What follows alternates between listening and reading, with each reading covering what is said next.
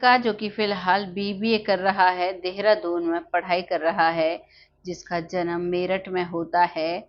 जिस घर में होता है, उसी घर में वो साँप बनकर रहता है और उस वक़्त भी उसे अपना पिछला जन्म याद होता है। आज तक जो कहानियाँ मैं लेकर आई, ज़्यादातर 2 जन्मों की कहानियाँ होती हैं, लेकिन आज की जो कहानी है, वो 3 जन्मों की कहानी है। एक लड़के को 3 जन्म याद हैं। आइए जानते हैं किस तरीके से उसे अपने तीनों जन्म याद हैं और किस तरीके से अब वो एक ज़िंदगी जीता है। क्या वो एक सामान्य ज़िंदगी जीता है या फिर कोई और उसे परेशानी रहती है, उसके जीवन में कैसा रहता है? इन सबको जानने की सभी की इच्छा होती है। हम भी बहुत उत्सुक हो जाते हैं जब हमें पता चलता है कि इस तरीके से भी कोई व्यक्ति है, तो हमारे मन में एक बहुत ही अजीब-सी जिज्ञासा होती है कि किस तरीके से पता करें कि ये कैसे-कैसे इसने वो जन्म महसूस किया। नमस्कार, मैं महक चौधरी। आज आपके सामने जो सच्ची घटना लेकर आई हूँ, वो मनी चौधरी की घटना है। मनी चौधरी जो कि बीबीए का स्टूडेंट है, फिलहाल देहरादून यूनिवर्सिटी से वो अपनी बीबीए कर रहा है। उसका जो जन्म हुआ है वो जिला अमरोहा में हुआ है, जहाँ पर मेरठ के पास एक गाँव है। उस गाँव में उसका जन्म हुआ है और वो जब छोटा ही था, जब वो 1 साल का था, तभी वो अपने मम्मी-पापा से कहा करता, "मम्मी-पापा मुझे मेरे दोस्त मार देंगे, मुझे दोस्ती नहीं करनी।" कोई भी लड़का पड़ोसी जैसे आ जाते हैं खेलने के लिए, जब भी वो घर में आया करते तो वो डर जाया करता। वो छुप जाया करता, वो उनके साथ नहीं जाया करता। माता-पिता सोचते कि ऐसा कुछ नहीं है, ये वैसे ही डरता होगा या तो जब ये बाहर खेलता है, इसके दोस्तों ने इसमें पिटाई लगा दी होगी या फिर इसके साथ कोई चीटिंग की होगी। उनका दिमाग बिल्कुल भी नहीं जाता है कि इसके साथ पिछले जन्म में कुछ हुआ है। अब तक बच्चा छोटा था, अभी वो प्रॉपर तरीके से बातों को नहीं समझा पाता है जो मनी चौधरी है, लेकिन धीरे-धीरे वक़्त के साथ वो बड़ा होने लगता है। जब वो बड़ा हो जाता है, यानी कि 2 पौने 2 साल का हो जाता है, तो वो सब बातों को सीधे-सीधे कहने लग जाता है। तभी वो कहता है कि क्या माँ आपको पता है, मेरा जन्म जो हुआ था पिछले गाँव जिसका नाम है धराचक गाँव, उस गाँव में मेरा जन्म हुआ था और वहाँ पर मैं बहुत अच्छे से रहता था। आपको पता है मेरी 2 बहनें हैं, मेरा कोई भी भाई नहीं है, मैं अपने घर का इकलौता बेटा हूँ और मैं बीएस जो डॉक्टर बनने की एक पढ़ाई है उसे कंप्लीट कर चुका था, यानी कि मैं एमबीबीएस कर चुका था और अब मेरी शादी हो गई थी। मेरी पत्नी जिसको मेरे साथ रहते-रहते सिर्फ़ 6 महीने हुए थे और मैं उसके साथ बहुत खुश था। तभी मैं दोस्तों के साथ बहुत ज़्यादा दोस्ती निभाया करता, जहाँ भी मेरे दोस्त मुझे बुलाते, मैं वहाँ चला जाया करता। कई बार मेरी मम्मी ने मुझे मना किया, मेरे पिता ने भी मना किया, तुमने इतनी बड़ी पढ़ाई की है, अब तुम एक डॉक्टर बन चुके हो और अब तुम्हें अपना काम करना चाहिए। तभी जो अब मनी चौधरी है, वो कहता है कि मैं अपना काम सब कुछ ज़रूर करूँगा, जब मैंने इतनी बड़ी पढ़ाई कर ली है, तो मैं आगे भी कुछ करूँगा। बस कुछ दिन छुट्टियों के हैं, बस दोस्तों के साथ एन्जॉय करके बिताना चाहता हूँ। इस बात से माता-पिता भी सहमत हो जाते हैं और कहते हैं कोई बात नहीं, दिन-रात पढ़ाई करके इसने इतनी बड़ी परीक्षाएँ पास की और तब जाकर ये एमबीबीएस कंप्लीट की है। तो वो भी उसे ज़्यादा रोकते-टोकते नहीं हैं। अब उसकी पत्नी जो अभी नई-नई थी, नई-नई जब पत्नी होती है तो ज़्यादा कुछ नहीं कहती। आजकल तो अरेंज मैरिज जो लव मैरिज होती हैं, उनमें शुरुआत से ही घरवालों से नहीं कहती जितना कि अपने पति से हर डिमांड रखती हैं। लेकिन वो समय ऐसा नहीं था, उस समय जब अरेंज मैरिज होती, तो पति से बात करने का मौका थोड़ा बहुत रात को ही मिलता और बाकी वो कभी भी उससे ना बात कर पाती थी, बस ऐसे ही डरते-डराते ज़िंदगी जिया करती। सास से ही ज़्यादा बातें हुआ करती, सास ही जो बात कहती वही वो माना करती और घर के काम-काज इतने हुआ करते कि वो उन्हीं को करते-करते इतनी थक जाया करती, फिर आराम और फिर घर का काम, यही उसकी दिनचर्या हुआ करती। तो पत्नी शाम के समय कभी-कभार कुछ कहती है कि आप दोस्तों के साथ ज़्यादा मत जाया करो, लेकिन वो पत्नी की भी एक बात नहीं सुनता है, क्योंकि उनकी अरेंज मैरिज थी। अब ऐसा ही उसका रूटीन बन चुका था और एक शाम जब वो अपने दोस्तों के साथ गया, तो वहाँ वो पार्टी कर रहे थे। वो बैठकर कुछ खा पी रहे थे और उसके बाद उनमें बहस होने लगती है। उनमें बहस होती है कि तुम्हारी पत्नी बहुत सुंदर है।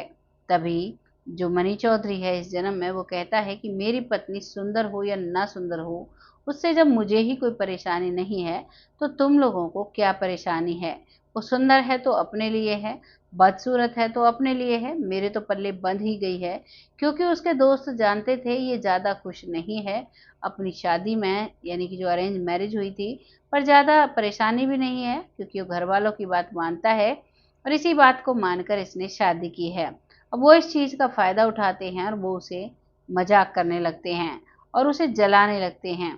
इस बात पर वो उनसे लड़ने लगता है और जब उनसे वो लड़ता है तो दूसरा दोस्त जिसके पास रिवॉल्वर थी और रिवॉल्वर से उसको वो गोली मार देता है। गोली मारने के बाद वो जो मंडली है वो बिछड़ जाती है, सब इधर उधर भाग जाते हैं और वो जो मनी चौधरी है वो जमीन पर गिरा रह जाता है। पूरी रात निकल जाती है, रात के वक्त उसके शरीर से सारा ब्लड बह जाता है। सुबह तक जब वो नहीं आता है तो उसकी पत्नी अपनी सास से कहती है कि माँ जी, आपका बेटा शाम के वक्त गया था और ये कहकर गया था आधे घंटे में आ रहा हूँ, लेकिन वो अब तक भी नहीं आया। माँ इस बात को सुनकर बहुत परेशान हो जाती है। वो गांव में इधर उधर पूछने लगती है, अपने पति से कहती है, तो उसका पति सभी जगह तलाशता है। तो वो खेतों पर जो कोठरा बोलते हैं हमारे यहाँ, तो एक कमरा बना हुआ था जहाँ पर बैठकर वो दोस्तों के साथ पार्टी किया करते थे। वहीं पर बैठकर हुक्का गुड़गुड़ाया करते थे, वहीं पर बैठकर बहुत सारी बातों पर चर्चा किया करते थे। अब वहीं पर वो बैठते हैं और वहीं पर उसके पिता को अंदेशा था तो वो वहां पर जाता है।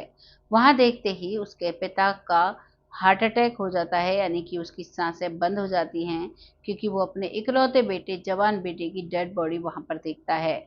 उसका बेटा लहूलुहान जमीन पर पड़ा हुआ था और चींटी उसके इर्द गिर्द घूम रही थी एक जमीन पर, क्योंकि जब मुर्दा रात के समय उसे मार दिया गया था, पूरी रात निकल जाती है, तो जब हमारा शरीर डेड हो जाता है तो कीड़े मकोड़े चींटियां बहुत लगने लगती हैं। वो इस चीज को देखकर बिल्कुल उसे अटैक आ गया था, लेकिन उसी के साथ साथ उसकी बहनें भी ढूंढ रही थी और गांव में शोरगुल मच चुका था कि जो मनी चौधरी है वो घर पर नहीं आया है, पूरी रात घूमा है और अब तो गांव का इकलौता वो डॉक्टर बनना चाहता था और जो उसके दोस्त थे वो भी उसकी कामयाबी से जला करते थे। ये बाद में उसे एहसास हुआ जब मनी चौधरी को गोली लगी थी, तो उनसे कहता है कि मैंने तुम्हारा क्या बिगाड़ा था। तभी वो कहते हैं कि एक तो तुम्हारी पत्नी सुंदर, ऊपर से तुमने एमबीबीएस कर ली और अब तो तुम डॉक्टर बन जाओगे, शहर चले जाओगे, तुम्हारा हमारा कहाँ मुकाबला है, हमें तो दिन रात यहीं पर रहना है। इसी बातों को लेकर उसकी बहस होती है और इसी बात से उसे गोली मार दी जाती है। अब गांव के कुछ लोग आ जाते हैं, उसकी बहनें यानी कि उसकी बेटियां आ जाती हैं और हॉस्पिटल ले जाकर पिता को तो बचा लिया जाता है, लेकिन उसका बेटा इस दुनिया में नहीं रहता है। पूरे गांव में मातम का माहौल छा जाता है। जिस बच्चे ने इतनी पढ़ाई लिखाई की, इतनी मेहनत की, उसे ही उसी के दोस्तों ने जिंदगी भर से मिटा दिया। अब वो नहीं रहा, उसके माता पिता, अब उसके उनके सिर पर किसी बेटे का साया नहीं। जो उसकी पत्नी होती है उसे तो लगभग 1.5-2 साल बाद उसे दूसरी जगह उसकी शादी कर दी जाती है सास ससुर के द्वारा, लेकिन वो जो लड़का है उसका दूसरा जन्म हो जाता है। माता पिता बहुत रोया करते, बहुत तरसा करते, तो वो जो लड़का है मनी चौधरी, इस जन्म में उसका नाम है, पिछले जन्म के नाम उसे याद नहीं है। अब उसका जन्म एक सांप के रूप में होता है और सांप के रूप में जन्म लेकर वो उसी गांव में, उसी घर में अपने में ही रहता है। जब वो उस घर में रहता है, सांप की योनि में अपने माता पिता को देखता है तो उसे वो सब कुछ याद था कि ये मेरे माता पिता हैं, लेकिन अब उसका शरीर बदल चुका था।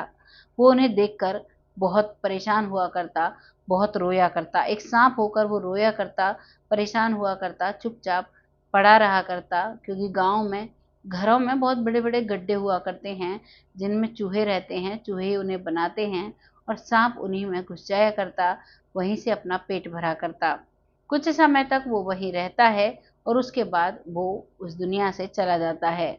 अचानक से जाता है, जबकि सांप की आयु बहुत लंबी होती है। अब ये तो भगवान की ही करनी है, उसके साथ क्या होना था क्या नहीं। अब जो मनी चौधरी है उसका जन्म होता है जिला अमरोहा मेरठ में। यहाँ पर जन्म लेने के बाद उसने ये सारी बातें अपने माता पिता को बताई। माता पिता इस बात को सुनकर बहुत हैरान हो चुके थे कि मेरे बेटे को अपने 2 जन्म याद हैं। वो बहुत परेशान होते हैं। उन्हें अब ऐसा लगने लगा था कहीं ऐसा ना हो ये वहीं चला जाए। क्योंकि वो बात-बात पर रोया करता, बात-बात पर डरा करता और बात-बात पर कहा करता कि मेरे माता-पिता का कोई नहीं है। मेरी दोनों बहनें मेरा इंतज़ार कर रही होंगी, मुझे जाने दो। वो यही बात कहा करता और अब माता-पिता सारी सच्चाई जान चुके थे। अब उनका भी मन करता है कि उस परिवार में जाना चाहिए। उस बच्चे को लेकर अमरोहा से ही वो माता-पिता जाते हैं और वो जो जगह बताता है, वो जगह बताता है दहराचक। दहराचक गाँव में वो जाते हैं और वहाँ जाने के बाद अब उसके परिवार को ढूँढते हैं। उसके परिवार में उसकी माता-पिता दोनों मिलते हैं, बुज़ुर्ग हैं, उनका कोई सहारा नहीं है और जो उसकी दोनों बहनें हैं, उनकी शादी हो चुकी है।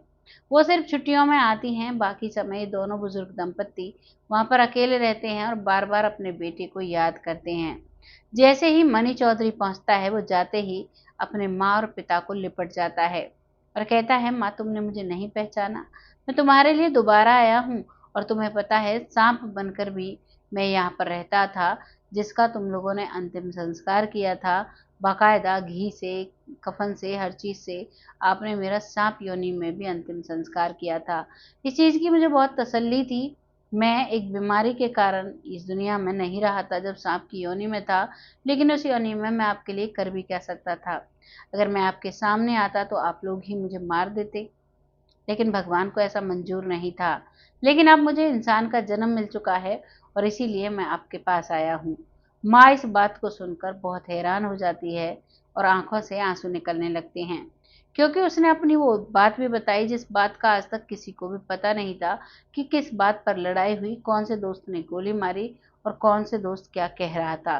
वो सारी बातें माता-पिता को बताती हैं और अब माता-पिता को कहते हैं कि मम्मी-पापा जो हुआ उसे भूल जाइए, मुझे दूसरा जन्म मिल चुका है और जिसने किया है वो खुद भुगत लेगा, हमें क्या फ़ायदा उसे कानून को पकड़वाने में। क्योंकि जब हम उसे पकड़वाएँगे तो बहुत सारे झूठों का सामना करना पड़ता है और मैं नहीं चाहता। इस जन्म में मैं ना कोई झूठ बोलता हूँ और मैं बीबीए की पढ़ाई कर रहा हूँ। अब वो बीबीए की पढ़ाई कर रहा है, लेकिन जब वो गया था तो वो छोटा ही था, 4-5 साल का, क्योंकि माता-पिता ने संतुष्टि कर ली थी और उसने अपना एड्रेस खुद ने बताया था। खुद ने वो जगह बताई थी जहाँ पर उसे मारा गया था। सब इन बातों को सुनकर बहुत हैरान और रोने लगे थे, बहुत दुखी होते थे। लेकिन उसकी ज़िंदगी अब दोबारा लौट चुकी थी, लेकिन उसके माता-पिता का दुःख कम नहीं होता है, सिर्फ़ इतना उन्हें तसल्ली होती है कि हमारा बेटा हमारे आस-पास है। वो उनकी कोई भी मदद नहीं कर पाता है क्योंकि दोनों गाँव में काफ़ी फ़ासला होता है और वो अब अपने घर चला जाता है। वार, त्योहार, तीज, किसी भी फंक्शन पर वो आता है और तब वो सब लोग मिलते हैं। आज भी वो उनसे बहुत बुज़ुर्गों की जैसे बुज़ुर्गों के साथ व्यवहार करते हैं, वैसा करते हैं। कुछ दिन पहले उसके पिताजी इस दुनिया से जा चुके हैं, अब सिर्फ़ माँ जीवित है। ये कहानी यहाँ समाप्त हो जाती है। आपको ये कहानी कैसी लगी? कमेंट सेक्शन में ज़रूर बताना। आज की कहानी में 3 जन्मों के बारे में बताया गया है और बहुत कम लोग होते हैं जिनको अपने कई जन्म याद होते हैं। एक पास्ट लाइफ रिग्रेशन होती है जिसमें तो हम जिस जन्म में चाहें उस जन्म में जा सकते हैं। जिस चीज़ का हमें मिल रहा है फल या फिर कोई दुःख मिल रहा है उसके बारे में हम जान सकते हैं। लेकिन ये तो नेचुरल याददाश्त ही थी उस बच्चे की, ना कोई पास्ट लाइफ रिग्रेशन उसने किया था। उसे पहले से ही तीनों जन्मों से अपनी सारी बातें याद थी। आपको जो भी लगा है कमेंट सेक्शन में लिखिएगा। शाम के वक्त सभी लोगों के नाम बाकायदा लिए जाएंगे। तब तक आप सब खुश रहें, आबाद रहें। भगवान से यही दुआ करती हूँ। तब तक के लिए जय हिंद, जय भारत। और हाँ, अंत में एक बात कहना चाहूँगी, जिसने भी चैनल सब्सक्राइब नहीं किया है, साथ ही साथ बेल आइकन नहीं दबाया है, वो उसे ज़रूर दबाएं, जिससे कि जब हमारी वीडियो आए तो आपके फ़ोन पर आ जाए।